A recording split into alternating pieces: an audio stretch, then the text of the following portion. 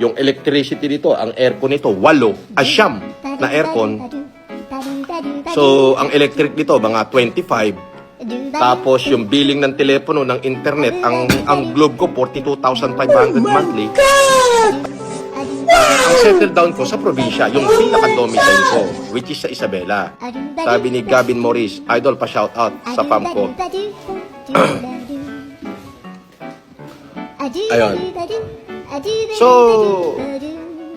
doon ang plano kong mag-settle down. I mean, pag sinabing settle down, pag natapos ko na lahat dito sa Manila, na-clear ko na yung lahat ng problema, naayos ko na lahat, nakatapos na sa pag-aaral yung anak ko, dahil kuleyo na rin sila, yung isa, papasok na ng kuleyo, uuwi na ako ng province, doon ako magre-retiro. So, kaya naman, kaya ko naman bayaran yung monthly rent na 100,000 plus, sabihin na natin 200,000. Bakit kamo 200,000? The water is 15,000 kasi may swimming pool. Yung electricity dito, ang aircon nito, 8, asyam na aircon.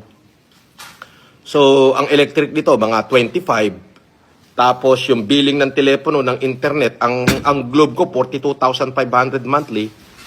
Tapos may internet. So, mga 300,000, lahat ng miscellaneous. Yes. So, kaya ko naman siya, yung monthly na 300,000.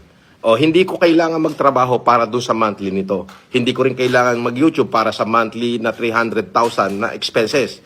Yan ay kinikita ng aking lupain. May nagbebenta ng tilapia, may nagbebenta ng tapos may ani sa palay, may ani sa mais. So, marangal yung aking hanap buhay. Yung bangusan ko, natigil na. Gawa nga nang nakulong ako eh. So, yun.